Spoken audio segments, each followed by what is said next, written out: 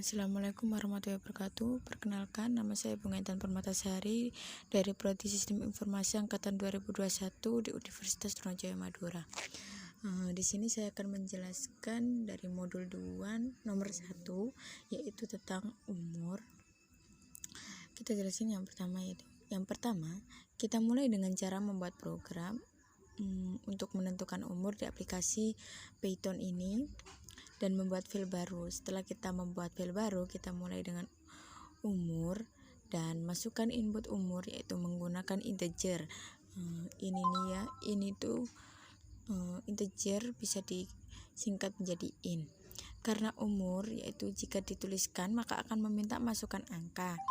Karena angka termasuk input integer dan kita langsung ke bawah, kita ketikkan if ini.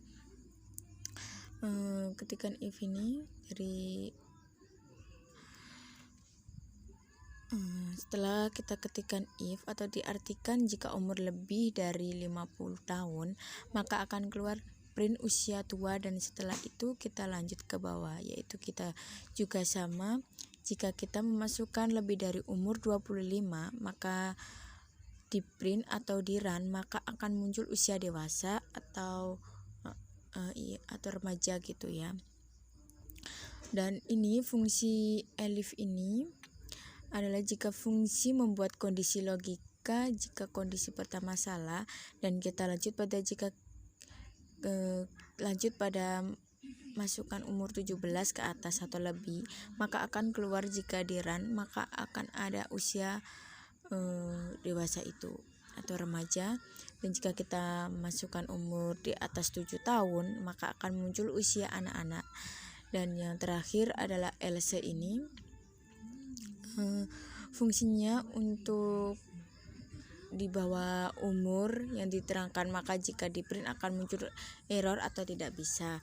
Contohnya seperti ini, kita masukkan umur 25 akan masuk ke umur muda seperti itu. Oke, yang selanjutnya kita masuk ke modul 2 nomor 2. Yang saya harus lakukan adalah yang pertama, kita masukkan nama dan masukkan nim string, karena string menyatakan bisa. Untuk nim saya pakai ini ya. Untuk nama kita pakai string agar menyatakan bisa huruf maupun angka, maka kita input masukkan nama itu menggunakan string karena berupa angka ataupun huruf, dan kita masukkan nilai UTS dan nilai UAS. Kita masukkan dengan input dengan boolean. Mengapa boolean? Karena kita memasukkan nilai UTS dan UAS meskipun juga berupa angka, karena bisa menyatakan benar bernilai 1 ataupun jika salah maka akan bernilai 0. Dan kita masukkan rata-rata nilai UTS ditambah nilai UAS, dan jika kita print atau dijalankan atau juga di run programnya maka akan if, atau jika nilai 80 ke atas maka akan mendapatkan nilai A. Jika kita mendapatkan nilai di bawah 80 atau pas 70 maka akan mendapatkan nilai B. Jika kita mendapatkan nilai 60 maka akan muncul nilai C. Jika kita mendapatkan nilai di bawah 60 maka akan mendapatkan nilai D, dan di bawah setelah program tersebut maka akan muncul rata-rata nilai kita berapa, yaitu program akan menjalankan dengan cara nilai UTS dan nilai UAS ditambah maka akan dijumlahkan dan akan muncul rata-rata nilainya berapa dan mendapatkan nilai berapa gitu. Seperti ini contohnya, saya akan lihat ya. Kita masukkan nama saya,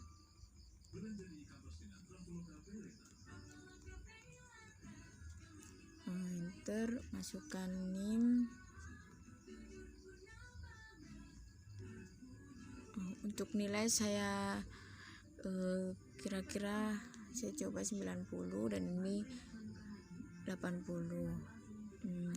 Hasilnya itu seperti ini. Ada pengulangan lagi, yaitu nama saya, NIM saya, nilai UTS saya, terus rata-rata 85. Jadi saya mendapatkan nilai B, seperti itu. Untuk yang selanjutnya kita bahas, yaitu modul 2 nomor 3 ya, tentang beasiswa. Kan yang pertama kita membuat program dulu ya, mesti kita buat program. Saya buat program di Python. Kita membuat program rentetan nilai atau rata-rata nilai kita. Inputkan nama dengan string karena berkaitan dengan huruf atau nama. Yang kedua, kita inputkan float karena IPK berkaitan dengan angka yang ada komanya dan sama juga dengan skornya.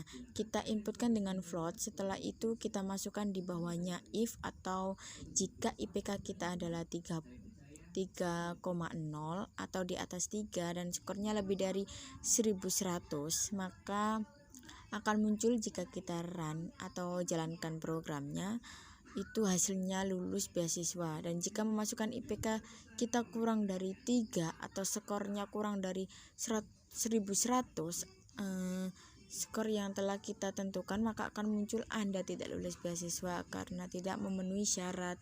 Begitu, contohnya seperti ini. Kita masukkan nama saya,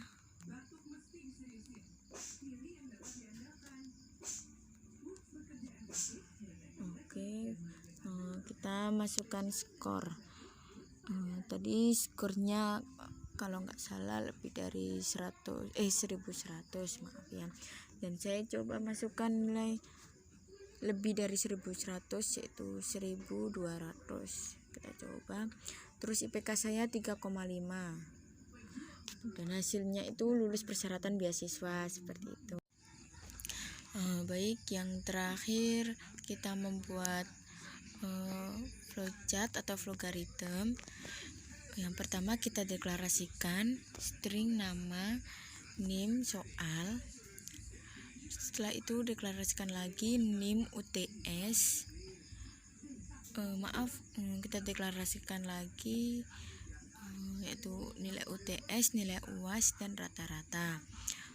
Untuk keluarnya itu masukkan nama, input nama, masukkan NIM, input NIM, masukkan nilai UTS, input nilai UTS, masukkan nilai UAS, input UAS, nilai rata-rata sama dengan nilai UTS ditambah nilai UAS dibagi 2. Jika nilai rata-rata 80 dan kurang dari 100, jika benar maka Anda akan mendapatkan nilai A. Ini ya. Jika nilai rata-rata kurang lebih dari 70, Anda akan mendapatkan nilai B jika benar. Dan jika salah, nilai rata-rata Anda kurang dari 60, nilai Anda akan mendapatkan nilai C. Dan jika salah juga, kalau nilai rata-rata Anda kurang lebih dari 40 atau kurang dari 40, nilai Anda mendapatkan nilai D. Jika salah, nilai Anda mendapatkan nilai E. Dan berakhir untuk hasilnya seperti ini, yaitu yang pertama kan kita memasukkan nama saya, yaitu Bunga. Untuk masukkan NIM saya sudah tercantum di sini. Masukkan nilai UAS. Saya buat nilai UAS saya 100 dan nilai UTS saya 95. Jadi keluarnya nilai rata-rata saya adalah 97.